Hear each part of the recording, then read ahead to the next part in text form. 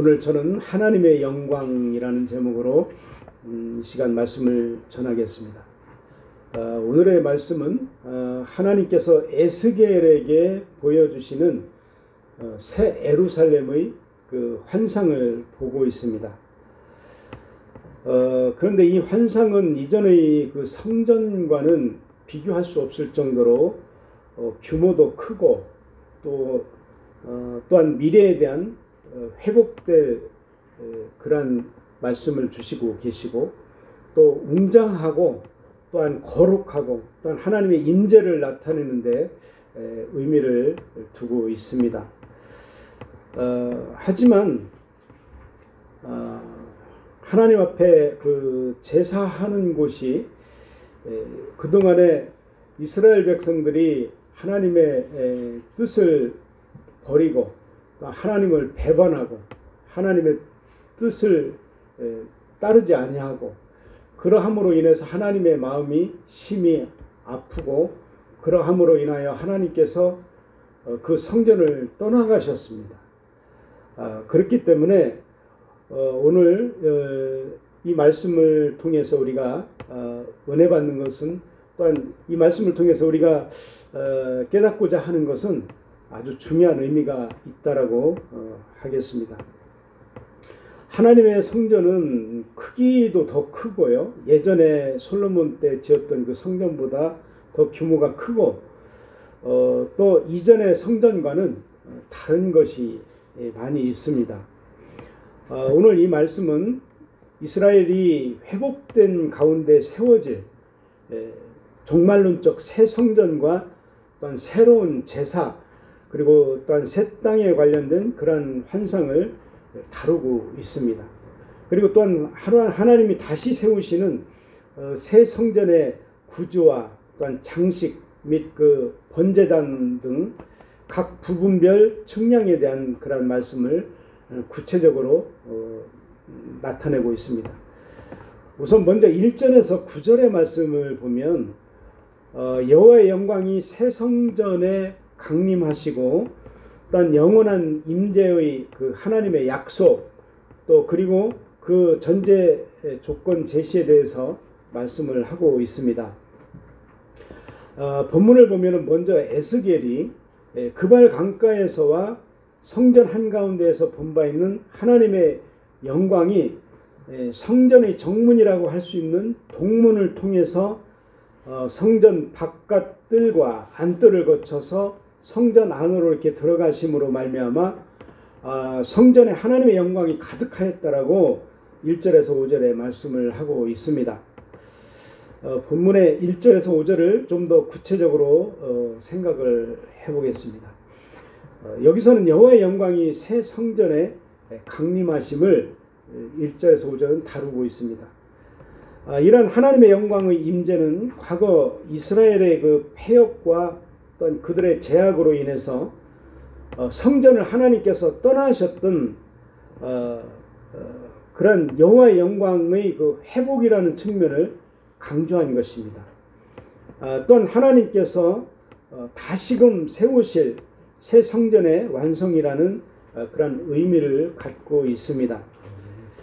그리고 이런 하나님의 성전에서 하나님의 백성들이 과거와는 다르게 온전한 예배를 드리게 될 것임을 나타내는 의미가 내포되어 있습니다.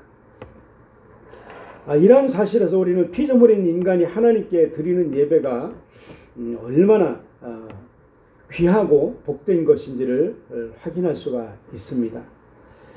여러분, 하나님의 영광과 그의 임재는 실로 우리가 피조물에 불과한 우리 사람들에게 있어서 정말 이루 형언할 수 없을 정도로 정말 감당할 수조차 없는 크나큰 은혜이며 또한 축복인 것입니다. 또한 이것은 거룩하신 하나님의 영광이 임재 안에 하나님의 임재 안에 우리가 서는 것이기 때문에 그만큼 우리가 두렵고 또한 떨리는 것이기도 합니다. 그러나 하나님께서는 당신의 택하신 백성 가운데에서 임하시는 것을 하나님은 기뻐하시고 또한 그들 가운데 하나님의 영광이 나타나시기를 하나님은 기뻐하십니다. 특별히 하나님께서는 하나님 당신의 임재와 또한 그 영광을 드러내시되 참된 예배를 드리기 위해서 모인 성도들, 그리고 또한 하나님의 이름으로 모여서 하나님의 이름을 찬미하며 또한 하나님 당신의 말씀을 우리가 들으며 하나님께 영광을 드높이기를 원하는 그러한 성도들에게 드러내시는 것입니다. 그러하기에 예배 중에 우리가 드리는 찬양, 또한 예배의 시간, 또한 예배의 자리가 무엇보다도 소중하며 또한 무엇보다 누구와도 바꿀 수가 없는 것이라는 것이죠. 바로 예배의 시간에 온 우주 만물의 하나님, 창조하시고 전능하신 그 하나님, 그리고 세상 만물을 지혜와 능력으로 통치 주관하시는 그런 하나님께서 피조물 중에 지극히 미약한 우리들을 구원하시고자 자기 아들을 내어주신 사랑과 자비의 하나님께서 그 백성들인 우리를 만나기 위해서 임하시는 그러한 시간이며 또한 그분이 오늘 이 자리에 머물러 계시기 때문인 것입니다. 성도 여러분들은 이러한 사실을 결코 잊지 말아야 합니다. 그렇기 때문에 우리가 교회에 와서 하나님께 은혜를 받아야 되겠다라고 생각을 하는데요. 사실은 이것은 순서가 잘못된 것입니다. 우리가 하나님 앞에 나와서 은혜를 받겠다. 이것은 어찌 들으면은 맞는 말 같지만은 이것은 아주 순서가 잘못된 것이에요. 우리가 하나님 앞에 나와서 예배를 드리고 하나님 앞에 하나님을 뵙는다는 것은 우리가 제물이 되어야 한다는 것입니다. 우리가 제물이 되어져서 하나님이 원하시고 기뻐하시는 것을 우리가 드려야 될 것을 우리가 그런 마음과 그런 심정으로 마음과 뜻과 정성을 다해서 내가 하나님 앞에 먼저 드릴 것을 생각하고 교회에 와서 예배를 드려야 한다는 것이죠. 그랬을 때 우리가 속죄, 예전에는 우리의 죄를 대신해서 짐승을 잡았잖아요. 구약에는. 그래서 우리의 죄를 대신해서 짐승을 잡아서 그것도 흠없고 정말 한 점 흠없고 티가 없는 그런 온전한 짐승을 잡아서 하나님 앞에 온전히 번제로 태워서 드렸을 때 하나님이 거기에 이제 은혜를 내려주시는 거 아니겠어요? 마찬가지로 그것을 예수님께서 오셔서 우리의 모든 죄를 다 예수님이 대속해 주심으로 우리가 지금 짐승을 잡을 이유는 없지만은 우리가 하나님 앞에 나올 때 첫 번째로 해야 될 것이 우리의 죄를 하나님 앞에 용서해 달라고 회개하는 마음으로, 그리고 우리가 하나님 앞에 우리의 모든 마음과 뜻과 정성을 다해서 하나님 앞에 올려드리는 것이 첫 번째가 되는 것이죠.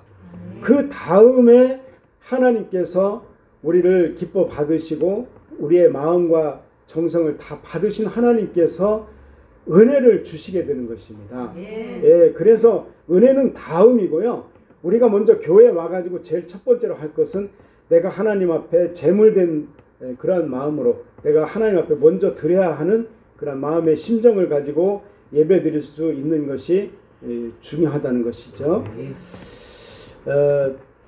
실로 예배는 그 지극히 복되신 하나님, 우리의 생명의 주이시며 또한 우리의 삶을 속속들이 아시는 하나님께서 우리에게 가장 필요한 것을 채워주시는 그러한 축복된 시간이며 또한 삶의 자리인 것입니다. 무엇보다도 그 시간 그 자리에서 우리는 우리 하나님의 거룩하고 영광스러운 그런 임재를 체험하게 되는 것이죠.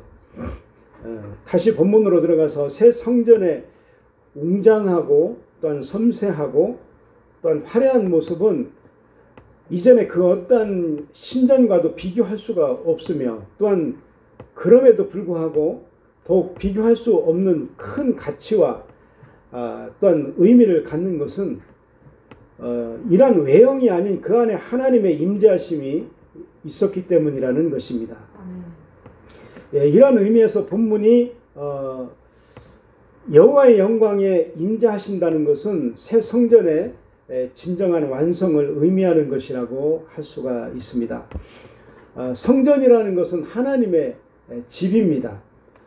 곧 하나님께서 임재하시는 곳인 것이죠. 하나님께서 임재하여 계시지 않는 성전은 아무리 그 규모가 크고 웅장하고 화려할지라도 그것은 돌과 흙과 나무로 이어져 있는 하나의 건축물에 지나지 않는다는 것입니다. 예. 그러므로 오늘 이 땅에 있는 수많은 교회들이 이 말씀을 통해서, 오늘 이 43장의 말씀을 통해서 한 가지 중요한 질문을 스스로에게 던져봐야 합니다. 그것은 하나님께서 자기들의 교회에 하나님께서 과연 임재해 계시느냐는 것입니다. 실로 교회 건물의 규모, 그리고 견고하고 화려하고 또한 모이는 청중의 수보다도 중요한 것은 하나님이 과연 그곳에 임재해 계시느냐 하는 것입니다. 하나님께서는 그 교회의 외형 안에 모이는 회중의 수와 관계없이 당신의 뜻에 부합되지 않으며 또한 당신의 뜻을 거슬러 행하는 교회에는 오늘 말씀과 같이 머무르시지 않는다는 것이죠. 그동안 머무셨다 하더라도 그 교회가 세상으로 변질돼 버리고 하나님의 뜻을 거역해 버리면은 하나님은 그 교회에서 오늘 말씀과 같이 떠나실 수 있다는 거예요. 예. 오늘 열왕기상 9장 7절에 보면은 이런 말씀이 있습니다.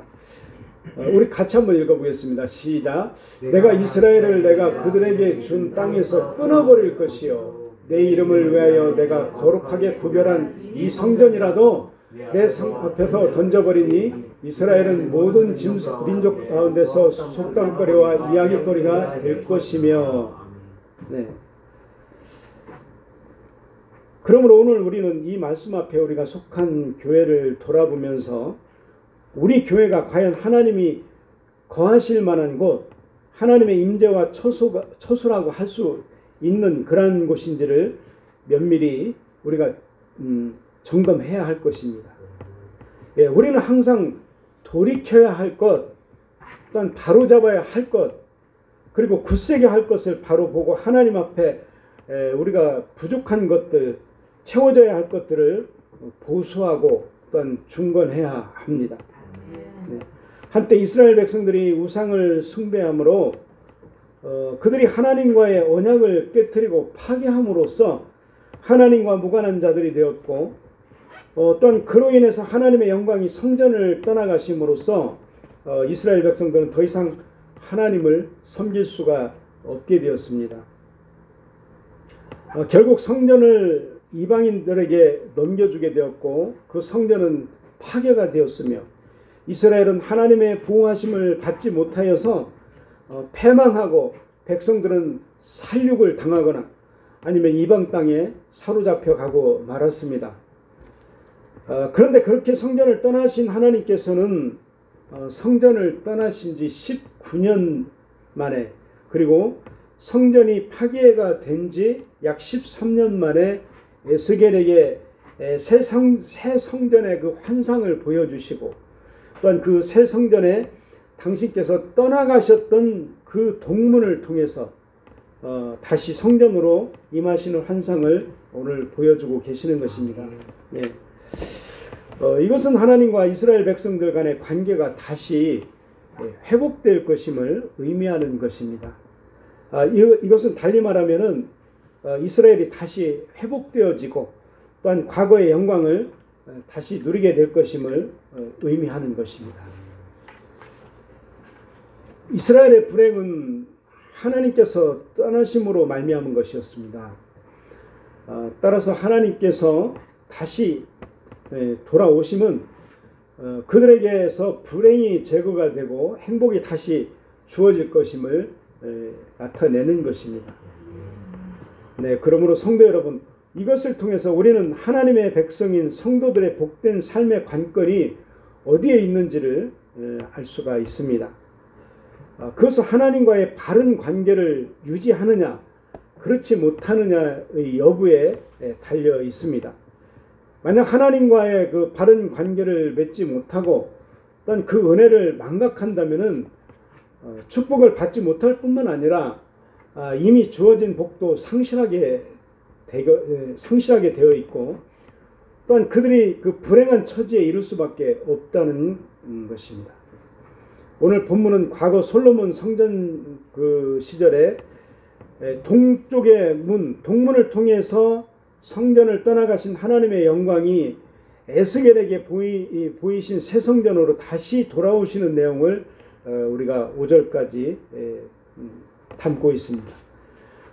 그런데 솔로몬 성전을 떠나실 때와 또한 새 성전으로 돌아오실 때의 모습이 매우 대조적인 것을 알 수가 있습니다. 10장에 보면은 솔로몬 성전에서 떠나가실 때의 장면은 하나님께서 정말 진한 그런 안타까움을 남기시고 떠나셨음을 보게 됩니다. 10장을 오늘 이 시간에 다 읽을 수는 없지만은 여러분들이 틈이 나시면 집에 가셔서 10장을 한번 자세히 보시기 바랍니다. 이러한 사실은 하나님의 영광이 지성소의 그룹 위를 떠나서 성전 문지방으로 옮기셔서 한참을 머무시다가 다시 성전뜰 동문으로 옮기셔서 또 한참을 거기서 또 머무셨다가 또 다시 성읍 가운데로 가셨다가 또 최종적으로 성읍 동편산인 감람산으로 옮기셨습니다. 이것을 볼 때 하나님께서 얼마나 안타까우셨으면 하나님께서 성전을 떠나가시는 것에 대한 선민 이스라엘에 대한 그런 아쉬움과 또한 미련을 가지셨는가에 대한 하나님께서 인격적으로 그들을 생각하셨음을 보게 됩니다. 그들이 회개하기를 바라시고 또한 긍휼히 여기시는 하나님의 자비로우심으로 끝까지 기다리셨지만은 그들이 돌이키지 않는 그들의 행위로 말미암아서 하나님은 더 이상 심판을 지체할 수 없게 된 것입니다. 그러한 하나님이셨기 때문에 그들을 위해서 마련하신 새 성전으로 다시 돌아오실 때의 모습은 단 한 차례의 주저함이나 또한 머뭇거림도 없이 단번에 지성소로 임하셨던 것입니다. 이것이 의미하는 바는 명확합니다. 은혜로우신 하나님께서는 그의 백성들이 범죄하여서 징계 가운데 있다 할지라도 그 가운데 임하시기를 하나님은 원하시고 또한 깊은 영적인 교제를 나누기를 하나님은 기뻐하신다는 것입니다. 3절을 한번 보면요. 그 모양이 내가 본 환상 곧 전에 성읍을 멸하러 올 때에 보던 환상 같고 그발 강가에서 보던 환상과도 같기로 내가 곧 얼굴을 땅에 대고 엎드렸다라고 말하고 있습니다. 하나님의 영광은 19년 전에 이스라엘의 타락과 또한 성전의 그 더러워짐으로 말미암아서 성전과 이스라엘 땅을 하나님은 떠나가셨습니다. 그런데 그렇게 성전과 이스라엘 땅을 떠나가신 하나님의 영광이 다시금 이스라엘 땅으로 돌아오고 계시는 것입니다. 죽음으로 변했던 이스라엘의 땅이 하나님의 영광의 복귀와 함께 다시금 영광과 번영의 땅이 될 것임을 본문은 상징적으로 보여주고 있는 것입니다. 그리고 이러한 말씀은 장차 오실 메시아를 통해서 요한계시록에 보면은 회복될 그 참 소망과 영광과 번영과 축복을 통해서 말씀해 주고 계시는 것이기도 합니다. 장차 오실 메시아 되신 예수님께서 이 땅에 오시기 전에 이 땅의 상태는 하나님의 영광을 떠난 이스라엘의 황폐함과 같다고 볼 수가 있습니다. 예수님께서 이 땅에 오시기 전에 이 땅에는 하나님의 영광이 없었고 또한 그로 말미암아서 이 땅에는 사망의 어두운 그림자만 짙게 드리워져 있었습니다. 그리하여 이 땅에 속한 사람들은 아무도 구원과 영광에 대한 그러한 소망을 가질 수가 없었습니다. 이 땅에 속한 사람들은 당시에 모두 절망 가운데 거하였습니다. 그런데 예수님께서 이 땅에 오셔서 속죄의 십자가를 담당하심으로 죽음과 절망의 그 어두움이 정복되었습니다. 예. 그것은 예수님께서 영생의 하나님, 구원의 하나님의 영광스러운 본체의 모습이시기 때문인 것입니다. 예, 예수 그리스도께서 이 땅에 오심으로 흑암의 땅, 절망의 땅, 그리고 사망의 땅에 하나님의 빛이 비치게 된 것입니다. 예, 이것은 예수님께서 이 땅에 오시기 이전에 사람들이 누리지 못했던 정말 놀라운 그런 축복입니다. 문제는 이렇게 예수 그리스도께서 구원과 생명의 빛으로 오셨고 또한 하나님의 영광, 구원의 빛, 생명의 빛이 비춰지고 있음에도 불구하고 사람들은 이것을 깨닫지도 못하고 인정하지도 않았다는 것입니다. 그러나 다행히 우리는 그 빛을 깨달아서 절망과 사망을 극복하고 또한 생명과 소망을 얻게 되었습니다. 예, 고린도후서 4장 6절에 보면은 어두운 데에 빛이 비치라 말씀하셨던 그 하나님께서 예수 그리스도의 얼굴에 있는 하나님의 영광을 아는 빛을 우리 마음에 비추셨느니라 라고 말씀하고 계십니다. 결국 예수 그리스도는 하나님이신 것입니다. 예, 마찬가지로 우리도 예수님께서 이 땅에 오심으로 인해서 사망과 절망 그리고 심판의 흑암에서 우리가 구원을 받았고 또한 생명과 소망과 또한 구원의 빛 가운데 거하는 우리 모두가 다 되시기를 바랍니다. 6절에서 9절의 말씀을 보면은 하나님께서는 새 성전에서 영원히 임재하실 것을 약속하시면서 이것을 위해서 이스라엘 백성들이 해야 할 일들에 대해서 말씀하고 계십니다.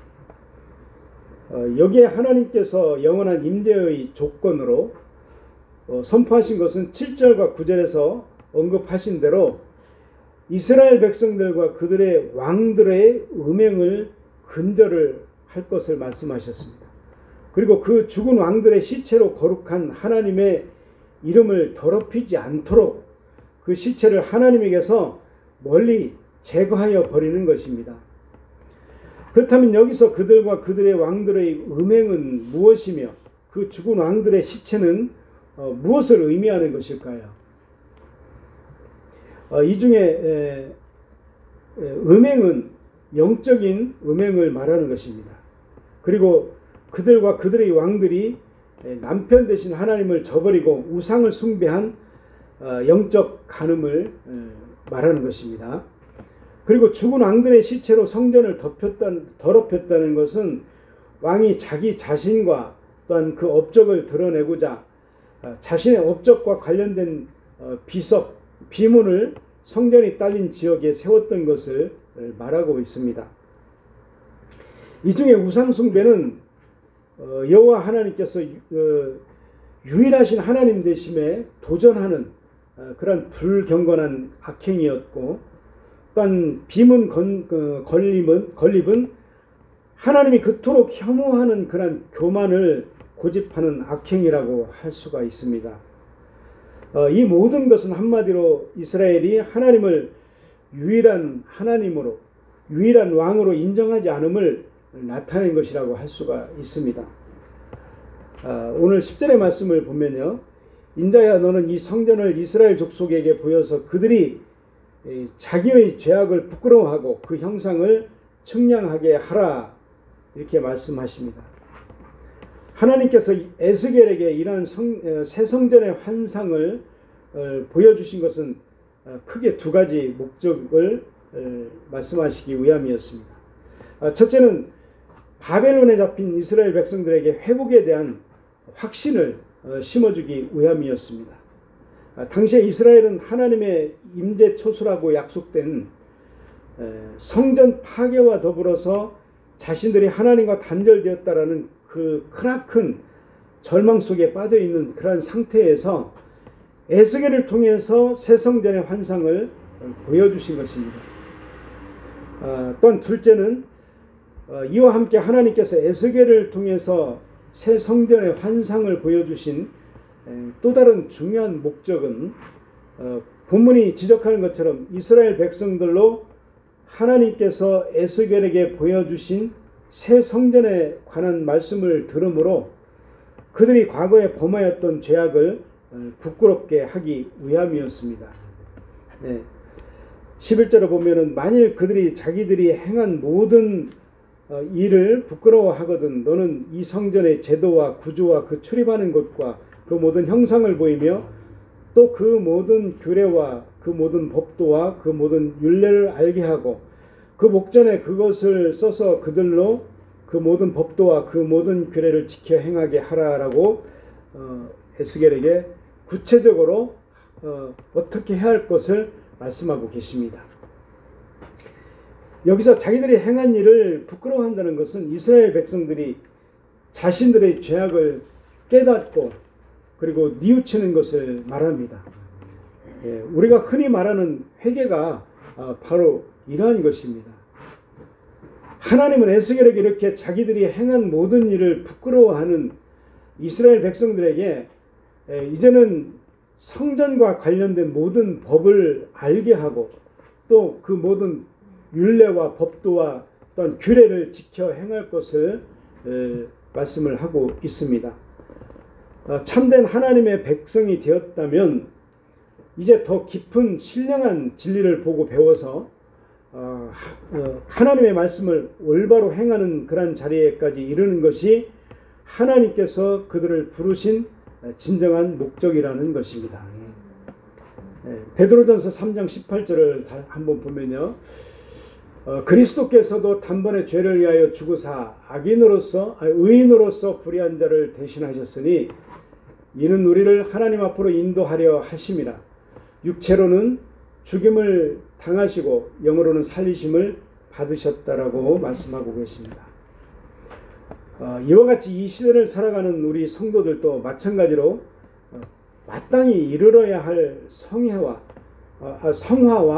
또한 영화의 단계에 이르기를 원하며 하나님께서는 이를 통해서 마지막 때에 하나님께서 우리들에게 주의 뜻을 온전히 이룬 충성된 종이라고 칭찬받는 우리 성도들이 다 되기를 하나님은 원하시는 것입니다.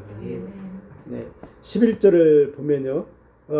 우리가 11절을 보셨던 것처럼 하나님께서는 에스겔을 통해서 그 모든 성전에 관련된 법도와 율례와 규례를 그들에게 가르쳐 지키게 하라고 명하셨습니다. 그러므로 다시는 이전과 같은 그런 잘못을 범치 않도록 하므로 백성들이 불법을 행하지 않도록 하라는 것이며 또한 오늘날 우리에게도 마찬가지로 세상에 대하여 우리가 제사장직 사명을 감당함으로써 하나님의 말씀을 듣고 이것을 개인적으로 순종할 뿐만 아니라 이 말씀을 알지 못하는 이들에게 가르치고 말씀을 지켜 행하도록 해야 할 의무를 우리가 부여받았다라는 것입니다. 하나님께서 영광스러운 새 성전의 면모를 에스겔에게 보여주신 것은 에스겔 그에게만 소망에 사로잡혀 살게 함이 아니고 알지 못하는 이스라엘 사람들에게 가르쳐 깨닫고 그들에게 하나님의 말씀을 온전히 잘 증거하라는 그러한 뜻에서 하신 것입니다. 그러므로 그것은 그를 통해서 나라를 잃고 성전이 파기되었다는 그러한 사실 앞에 정말 절망하는 그 이스라엘 백성들로 하여금 소망을 회복하며 바른 삶을 살게 하기 위함인 것입니다.